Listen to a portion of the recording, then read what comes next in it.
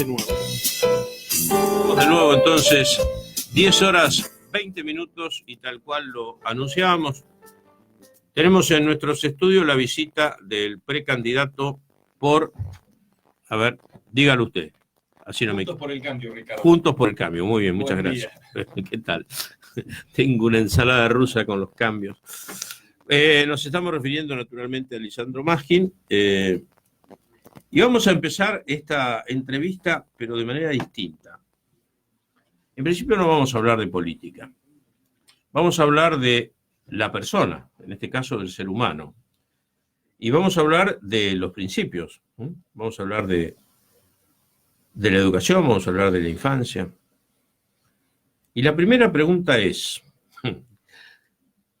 ¿Lisandro Maskin fue un chico feliz? Sí, muy.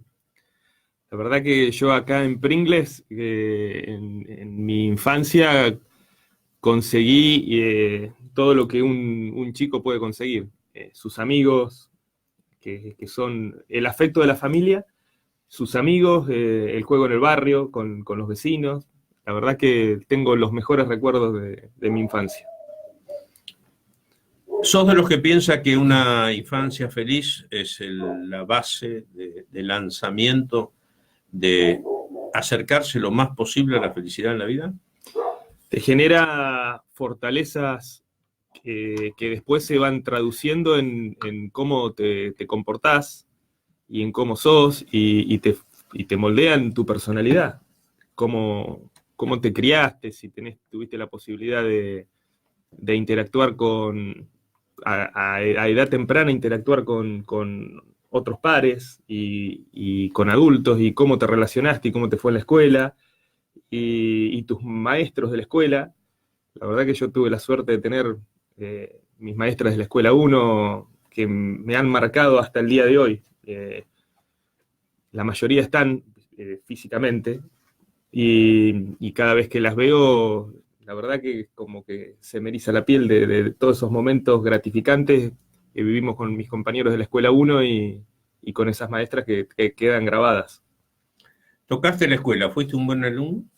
Fui un buen alumno, tuve tanto la escuela primaria como la secundaria, era ese buen alumno que le iba bien. Fui abanderado en la escuela primaria y la secundaria, en ambas ocasiones elegidos por mis compañeros.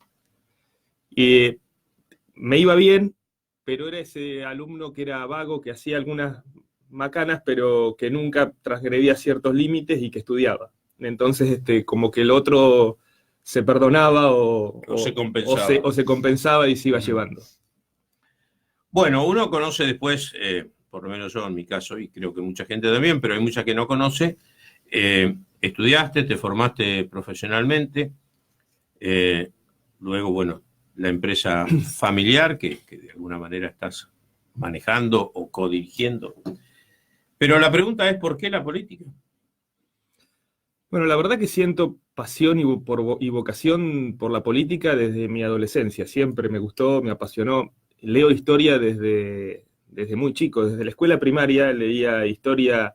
Y lo primero que me llamó la atención fue a través de una maestra mía de 6º grado, Elsa Bersano, que me incentivó la avidez por la lectura y las ciencias sociales, por la lectura de historia y las ciencias sociales.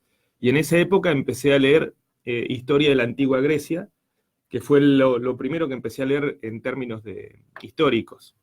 Y después se fueron dando solo las cuestiones, me invitaron a participar, creo que tenía 15 o 16 años, de un ateneo del radicalismo. Me invitó Ulises Pirola en ese momento. Participé de algunas reuniones, después el ateneo se disolvió. Después me invitaron a participar de la Juventud Radical. Era bastante chico. Yo en los primeros años de mi juventud era bastante tímido. Después logré sobreponerme a esa timidez que tenía y empezar a ser un poco más abierto. Y empecé a militar siempre con un perfil bastante bajo, hasta que las cosas se fueron dando solas y naturalmente. Y en la última etapa de militancia, después de que volví a estudiar en la universidad, me fue a buscar. Un día yo estaba trabajando en la planta, yo me recibí en la universidad y papá me mandó a trabajar primero de cadete y después me mandó a trabajar en la planta de lo que haya, de palero, de bolsero. Y la verdad que yo en ese momento no lo entendía muy bien por qué me había recibido en la universidad y estaba haciendo trabajos para los cuales me había preparado para otra cosa. Después, con el correr del tiempo, lo entendí. ¿Te diste cuenta que para saber mandar primero hay que pasar por todos los estamentos? Exactamente. Estuve 2 años pasando por todos los estamentos y la verdad que me sirvió muchísimo para aprender y para relacionarme con mis compañeros de trabajo. Y un día estaba trabajando en la planta de la empresa y llega Darío Christensen, que no nos conocíamos de la calle, con Gonzalo Díez, que estaban armando la Juventud Radical, y me invitan a participar, me sumé a trabajar con ellos, y después vino todo el resto, que fue la participación en la Juventud Radical, mi alejamiento por problemas, mi alejamiento y el de algunos más, por problemas con quien conducía en ese momento todo ese espacio, y bueno, la fundación del vecinalismo y todo ese trayecto que vino posteriormente. Hablaste de la inspiración de una docente para empezar a bucear en la historia, desde los principios de la historia de la humanidad, porque justamente Grecia es el principio. Y obviamente después seguiste con la historia argentina. Sí, después de leer un tiempo historia antigua, lo que obviamente me empezó a interesar es nuestra historia. Y leí bastante. Tengo un defecto para lo que es la avidez por la historia, que es como casi una cuenta pendiente. Si vos me decís, si a mí me preguntan hoy qué hubiera estudiado, si volvería el tiempo atrás, que yo cuando me fui a estudiar me había anotado en Derecho y en Administración Agropecuaria, nada que ver una cosa con la otra. Tengo campos de interés bastante amplios. Terminé inclinándome por la carrera que estudié, por las competencias profesionales, por la empresa familiar. Si hoy volvería el tiempo atrás, creo que sería veterinario. Me encantan, los animales son una pasión para mí. Pero eso no significa que no estaría ligado a la política. Y creo que hoy, ahora de adulto, cuando me dé el tiempo y la vida me den la posibilidad, estudiaría un profesorado en historia para encontrarle la metodología de estudio de la historia, para no hacerlo de manera anárquica y como lo hago habitualmente. Ahora tengo un grave problema. Los nombres, eso habitualmente me sucede, ¿no?, en la vida, y por supuesto que cuando uno lee historia... Sí, está plagada de... Está plagada de esas cosas. Me cuesta recordar eso, pero la verdad que me apasiona, trato de leer todo lo que puedo. Hay épocas en la vida que se dificulta por el tiempo y la concentración que requiere, pero trato de leer lo que encuentro. Vos sabés que hay muchas personas que desde la ciencia sostienen que la historia es la fuente de inspiración y de comprensión de un fenómeno que se llama idiosincrasia, ¿no? Y antes de entrar al local, te hago la última pregunta sobre el tema. ¿Por qué crees vos, en la parte de historia que has leído y has recorrido, que la Argentina, siendo un país con muchísimas posibilidades, que ha probado en alguna etapa de su historia haber sido uno de los líderes del mundo, estando en el sexto, en el séptimo puesto, ha tenido esta decadencia? Creo que una de las raíces principales de nuestra situación son las antinomias históricas, que no hemos sabido resolver de otra manera que por la violencia, a veces física y a veces verbal. En vez de las construcciones colectivas o del respeto a Estados Unidos, tuvo una guerra civil, y que fue su mayor antinomia, y superado esto construyeron un país basado en el derecho y en la democracia. Nosotros hemos tenido nuestras guerras civiles, bastante cruentas, no como la de Estados Unidos, pero por una cuestión de dimensión y de población, pero las hemos tenido con batallas históricas que han puesto en la vereda de enfrente intereses personales, políticos y filosóficos. Y nunca las hemos terminado de superar y las hemos arrastrado hasta hoy. Y hoy las seguimos arrastrando. Hoy ya no hay más violencia física ni batallas, pero hay otro tipo de violencia que es verbal, y en vez de construir se destruye. Venimos arrastrando esas dicotomías hace ya más de un siglo y medio, casi 2 siglos que venimos arrastrando dicotomías que no las sabemos salvar, no las podemos superar. No aprendemos de charlando con un amigo muy, muy viajado, que anda por muchos lugares, me contaba sobre Ruanda. Tiene que viajar ahora a Ruanda. Ruanda hace 25 años tuvo un genocidio terrible. Se mataron entre dos tribus, se mataban uno a las otras. Los que habían sido vecinos hasta ese momento, simplemente por ser de la otra etnia. Hoy, 25 años después, Ruanda le llaman la Suiza de África. Logró superar una situación, no hace tanto tiempo, ¿eh? No, Hace, claro, en términos históricos, nada. Es nada, por supuesto. Y hoy es el país africano con mayor inversión extranjera, por ejemplo. La verdad que nosotros tenemos mucho que aprender de muchos ejemplos en el mundo. Si no logramos superar nuestras diferencias, dejar de lado y concentrarnos en lo que nos une, y además respetar el veredicto de las urnas, yo creo que a veces eso no se respeta, que termina en definitiva la voluntad popular, no la terminamos de respetar. Creemos que nos va mal, perdemos y pensamos, todos los demás están equivocados, el acertado soy yo. Esa visión que tenemos nosotros cuasi mesiánica de que caudillesca, porque tenemos una visión de nuestra infalibilidad. De que nosotros somos los dueños de la verdad. Sí, claro. Y la venimos, y no es que lo tenemos cada uno de nosotros, lo tenemos culturalmente, nuestra dirigencia, y es parte de nuestro acervo cultural como sociedad. Bueno, vamos al terreno cercano, al que estamos pisando todos los días. Cuando Carlos Berterret, en una decisión que yo ponderé porque me parece una sabia decisión, ponerle punto final a la gestión, sin retirarse de ella, por supuesto, pero ponerle punto final en un determinado proceso, en tiempo y espacio. Él mismo,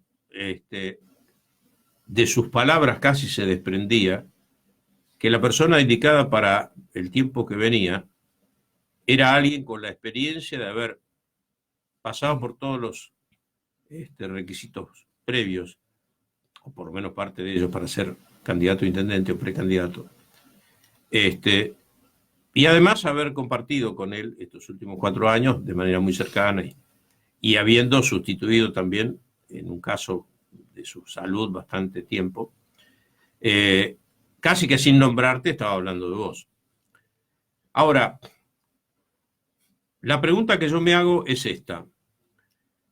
Pringles no es ajeno a esto que vos planteabas, en el caso de la grieta, ¿no?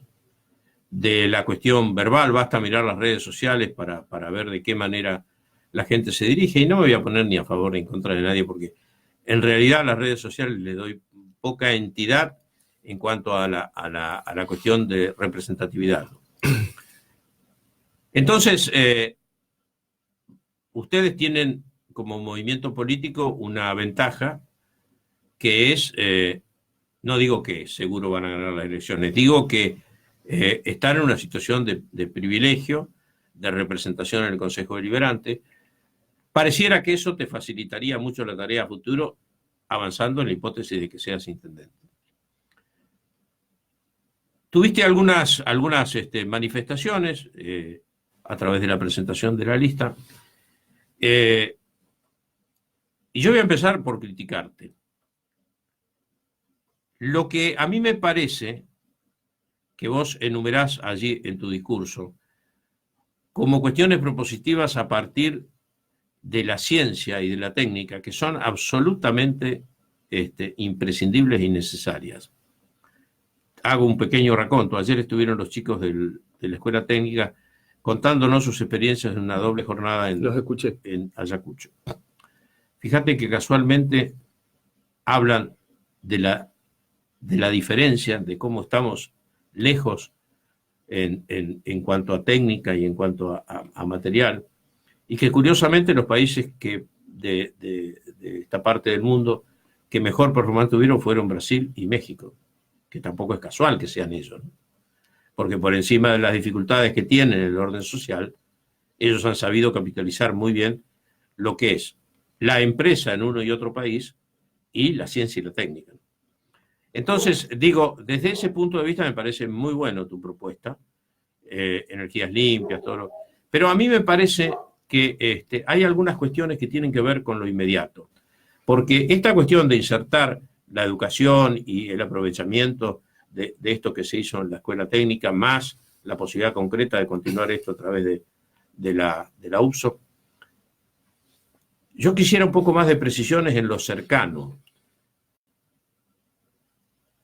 ¿Qué tenés pensado hacer para resolver problemas que me parece que son no digo fácil resolución, pero que de alguna manera se pueden resolver? Y te cito un ejemplo concreto.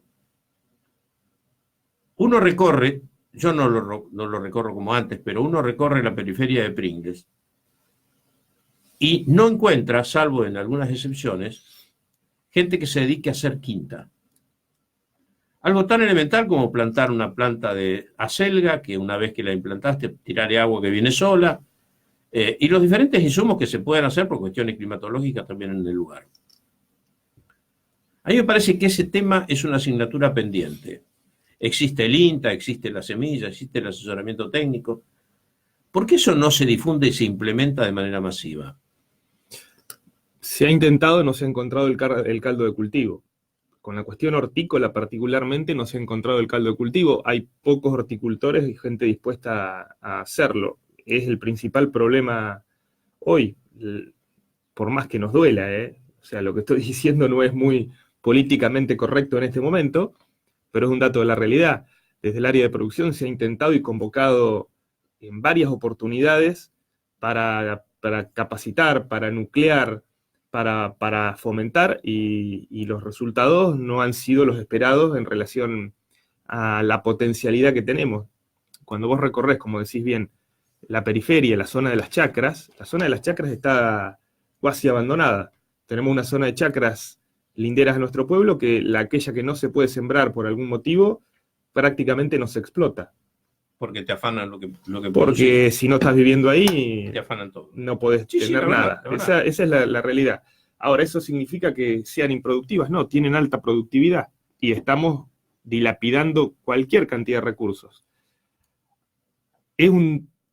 Yo creo que hoy tenemos un problema más de raíz cultural de nuestra sociedad, y ayer fui a visitar a la noche a una comunidad evangélica. Y con el pastor charlábamos exactamente él me lo decía a mí, no se lo planteaba yo, me lo decía él a mí. Hace 25 años que trabaja en Pringles con su comunidad, una de las más arraigadas, y lo que me planteaba es esto. Y es la tarea más compleja de llevar adelante.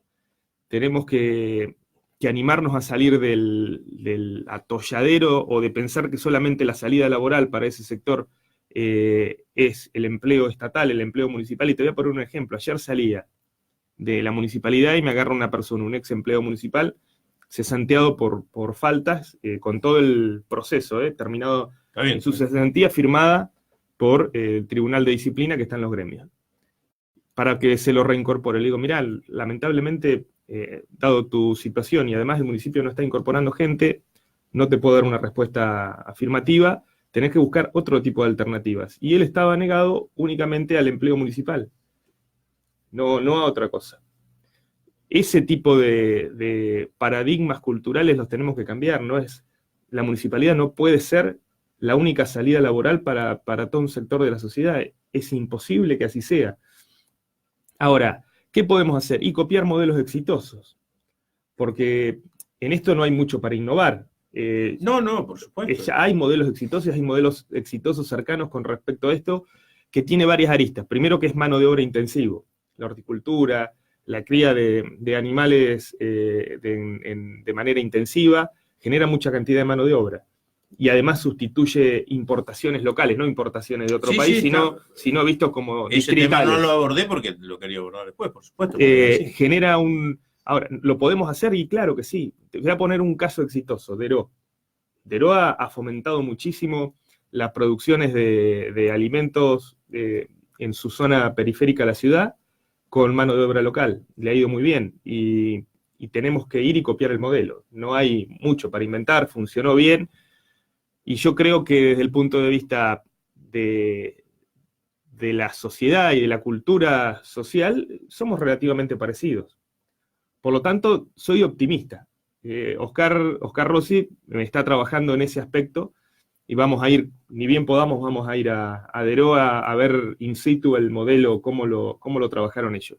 Y Deró es un distrito donde gobierna otro palo político. Sin embargo, nos abrieron las puertas, vamos ahí porque estamos invitados. Está bien, generamos el vínculo, esas cosas que se den están muy buenas. Es lo que yo hablo cuando digo de superar la grieta y de fomentar el vínculo, los vínculos y los diálogos. Ese es uno de los modelos que podemos seguir. Nuestro reemplazo de importaciones de productos foráneos, la generación de empleo con horticultura, con cría de animales. Ahora, no es el único camino, ni es el que nos va a dar un salto hacia el futuro realmente importante. Tenemos que hacer las dos cosas. Por eso yo, cuando hablé en la presentación, dije una de las cuestiones que creo que podemos trabajar. Por supuesto, a mí me quedó absolutamente claro eso. Y por eso hablo de ampliación de la matriz productiva, la terminología, que es importante la terminología que se usa, porque es lo que uno comunica a las sociedades y hacia dónde quiere ir. Es importante la terminología y el tono que se usa. Si uno, cuando comunica algo, lo dice con calma y con certezas, no es lo mismo que decirlo a los gritos, como queriendo imponer. Yo lo transmito con calma y con certezas porque creo que es el rumbo. Ahora, el rumbo definitivo lo tenemos que determinar todos los que vivimos en Pringles. Básicamente porque yo voy a estar si la gente me elige, yo voy a estar 4 años y después va a venir otro, y si estamos otra vez cambiando las políticas de Estado en cuanto a generación de empleo y de desarrollo, vamos a estar girando en círculo y nunca vamos a despegar. Creo que la última vez que charlamos, yo repetí este concepto, es fundamental.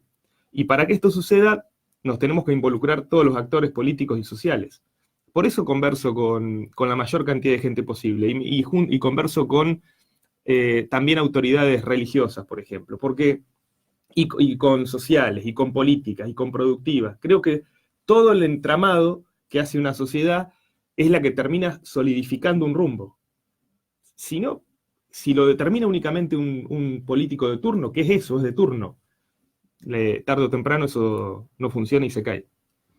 Vos sabés que a mí me preocupa también otra cuestión, que en algún momento se me ocurrió armar un proyecto, debe estar por ahí archivado en algún cajón del Consejo Deliberante. Era cortito, no era tan importante, ¿no? Yo hablaba de un modelo, ¿no?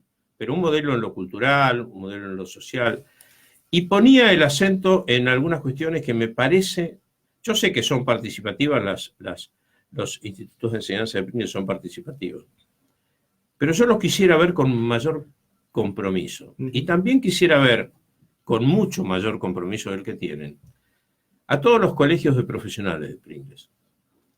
¿Por qué digo esto? Porque quien se ha constituido en un profesional, yo creo que tiene un privilegio respecto de los comunes mortales. ¿Por qué? Porque ha tenido la posibilidad de trascender en una educación superior, ¿no? Y esto le ha dado no solamente en el ámbito de la docencia, lo técnico, de lo específico, sino también porque le ha abierto la cabeza por participar de otras sociedades, de hacer aquello de que uno va a la universidad, pero no va solamente a la universidad, sino que va a un ámbito de cultura superior. Por lo tanto, aunque uno sea muy poco proclive, igual las cosas le llegan, ¿no? Entonces a mí me parece, yo si fuera intendente, ¿no? Cosa que ya no lo voy a hacer, tranquilo, no soy competencia. No hay problema. Pero yo buscaría en esos sectores algún grado de compromiso más serio, pero también porque de esos sectores pueden surgir inquietudes interesantes, porque son protagonistas muy centrales de la comunidad. Pero los tenemos que convocar nosotros, los que estamos en... Sí, claro. Los tenemos que convocar nosotros. Sí, por supuesto. Esa es una de las tareas que Carlos lo asume como autocrítica, ¿eh? Él dice, a mí una de las partes que me ha faltado es la de convocar sectores y tener esa posibilidad, porque él mismo se hace la autocrítica, no le sale naturalmente.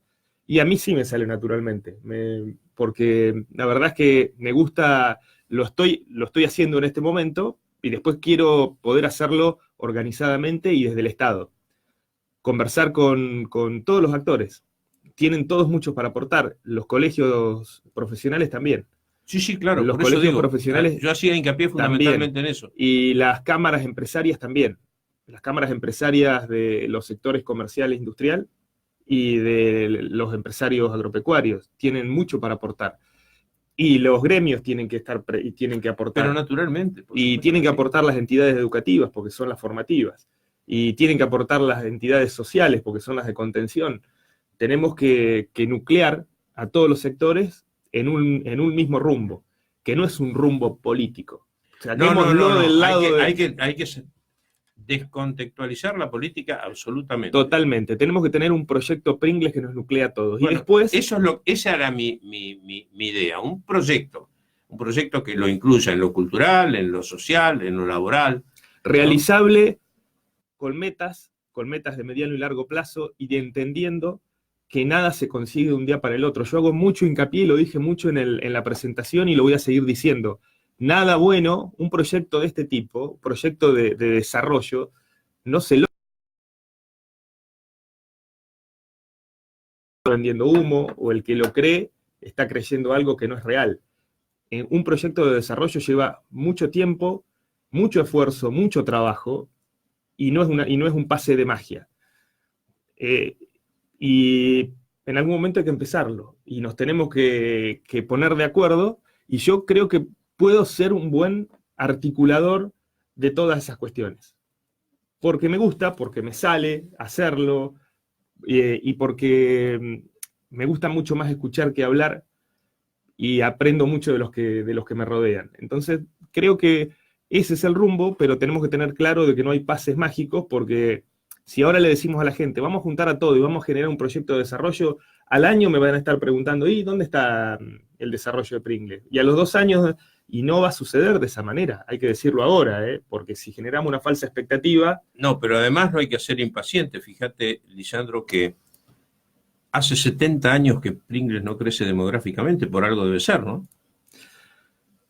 Porque no ha habido proyecto de desarrollo. Bueno, ahora, si el proyecto de desarrollo hubiera estado hace 70 años, no crece Pringles, en líneas generales hemos tenido un enorme atraso a nivel país, y en Pringles es un fiel reflejo y está potenciado. No, está potenciado. Está potenciado, sí. Ahora, vos fíjate, nombraste una cifra, 70 años, hace un poquito más de 70 años, yo me gusta mucho, escucho mucho a un conferencista que es mitad colombiano, mitad japonés. No sé si lo escuchaste alguna vez.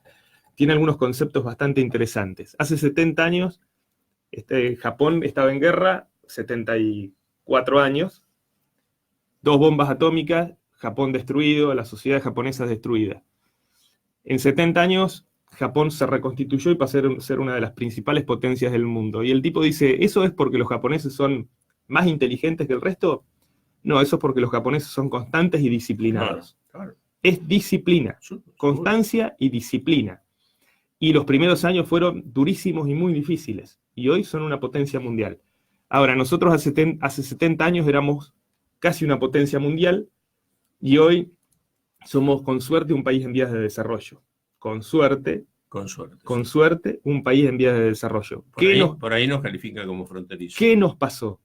Nos pasó creer en la magia. Nos pasó creer de que iba a venir un iluminado que nos iba a resolver todos los problemas. Básicamente lo que nos sucedió es que somos, desde el punto de vista social y político, somos caudillescos y mesiánicos. Y yo realmente creo que la cosa no funciona. Pasando los años, nos volvimos más cortoplacistas todavía. Todos queremos la satisfacción inmediata, ya, el resultado inmediato. La sociedad de hiperconsumo es eso. La sociedad de hiperconsumo es que no es una cuestión argentina, además, es una cuestión por supuesto, que se viene dando... Pero cuanto más blando te encuentras, más fácil prolifera. Es decir, cuando no hay sustento, cuando no hay resistencia, es más fácil te vulnera. Bueno, en este momento que estamos de campaña, yo digo que ese no es el camino, y que el camino es el trabajo constante, la disciplina, y que vamos a ver los resultados en el mediano y largo plazo. Y eso puede seguramente no contagiar demasiado, no ser demasiado convocante para juntar voluntades electorales, pero es la verdad, es lo que yo creo, y yo no le voy a mentir a la gente. Pero vos sabés que la gente, primero, yo siempre sostengo que el individuo vale mucho más que el ciudadano. El ciudadano se contamina. Cuando hace el pase de individuo a ciudadano, hay un alto grado de contaminación. Yo creo en el ser humano individual, pero después cuando ese ser humano individual compatibiliza, ahí me empieza a generar muchas dudas. Por eso es que entiendo que hay que tratar de gestionar en serio, convocando a gente que sea capaz de hacer aportes.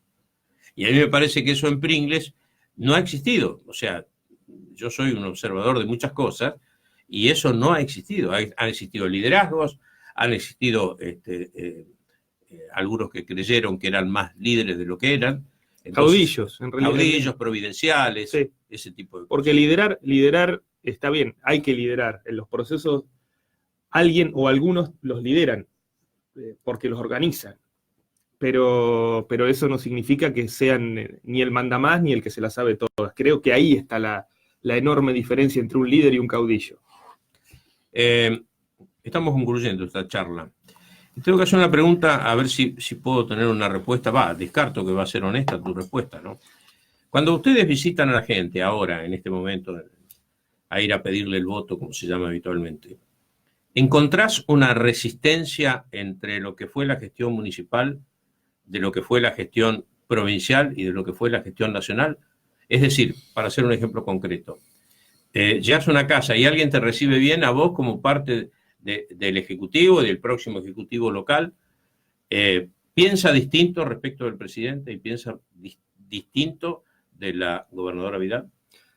Con respecto a la gobernadora, genera mucha admiración y respeto, incluso en los que no están tan de acuerdo. Con respecto a la reelección del presidente, a veces tenemos un poco más de resistencia en algunos sectores específicos, en algunos lugares específicos, hasta que si nos dan la posibilidad de hablar, contamos todo lo que hemos logrado en Pringles al apoyo del presidente, porque son cosas concretas. Hoy, mira, el titular del diario El Orden de hoy: el municipio presentó la nueva barredora. Gran parte de esta barredora está financiada porque el presidente de la Nación nos dio los recursos. Lo quiero decir públicamente porque parece un logro únicamente municipal. Y la verdad es que es un logro compartido. Y el presidente de la Nación se acordó de los pringlenses y nos dio... Este es un ejemplo que extiendo la mano, agarro el diario y lo muestro hoy. Pero para mí el más paradigmático y significativo es el Plan Federal de Viviendas. Y me voy a tomar 2 minutos para explicar el paradigma. Abandonado por cuestiones políticas en el año 2010. Netamente políticas, porque en los demás lugares los planes federales de vivienda se terminaron en prácticamente todos los lugares. Alguno que otro quedó abandonado. En Pringles, por una cuestión política, el plan federal, 200 casas quedaron abandonadas. Eran el monumento a la desidia y el abandono. Y hoy están en obra. ¿Quién nos dio el respaldo y los fondos para que eso esté en obra? A veces va más rápido, a veces más lento. En este momento estamos pasando por una coyuntura que está un poquito más lento, entendible por la situación financiera, pero está en obra, no es que está parado, está en obra. ¿Y por qué está en obra? Porque la verdad es que el presidente de la Nación nos dio el respaldo y los fondos para poder continuarlo, haciéndose cargo de una deuda pendiente de una gestión anterior. Entonces, cuando nosotros explicamos esto, las resistencias empiezan a caer, porque lo ponemos en cosas concretas que se pueden ver acá. Y así puedo nombrar otras cosas. El desestructurador, que antes era, ¿te acordás del motorcito Villesa Verde con esas varillas del año del ñaupa? Precolombino. Peligroso para el personal, que rompía las cañerías. Bueno, hoy tenemos un desestructurador nuevo, impecable, que no le genera riesgo a los empleados, ni rompe las cañerías, y es eficiente en su trabajo, porque la Nación, el presidente de la Nación, nos ayudó y nos acompañó en ese proceso. Y así puedo seguir nombrando otras cosas. Lo que pasa es que a veces no lo hemos comunicado de esa manera, no lo hemos explicado de esta manera, y cuando lo explicamos, esa resistencia se empieza a bajar, porque se empieza a evidenciar en cosas concretas. Nos quedó para la próxima charla un tema que creo que es delicado, que es uno de los temas también en lo cual hay que avanzar muchísimo, que es la relación con el personal municipal. Pero eso es para otra charla. ¿Puedo agregar una cosita? Sí, porque es dale. hoy y no es otro día. Hoy se cumplen 25 años Sí. del atentado a la AMIA, y yo le contaba a Matías cuando llegué Yo llegué la noche anterior a Buenos Aires, vivía a 10 cuadras y estuve ese día en la esquina, y es una cuestión que me ha quedado marcada para el resto de mi vida, ese momento, ese día, lo que significó, y bueno, y poder haber estado ahí viéndolo in situ, a 1,5 cuadras, que es hasta donde pude avanzar, porque me fui a ofrecer de voluntario y bueno, ya la verdad que eso era un caos. Pero quiero recordarlo y que quede presente en la memoria de los argentinos, porque ese atentado sucedió porque nuestra dirigencia no nos supo cuidar y después se intentó encubrir porque a nuestra dirigencia no le importó la verdad. Y tiene que quedar absolutamente claro. Murieron 85 personas, 85 familias desmembradas. Así es, yo hice referencia a ello y no sé si lo viste en Infobae. No. Los 85 rostros. Ah, sí, lo vi. Lo vi hace un rato, sí. Que están ahí y sí, realmente es conmovedor verlos así en conjunto. Gracias por la visita y tenemos algún otro capítulo para cerrar antes del 11. Así será. Gracias, Ricardo. Vamos a una pequeña pausita, Ricardo, ya volvemos. Tenemos un contacto telefónico pendiente. Vamos. Despertando en la ciudad. Magazine Radial. De lunes a viernes.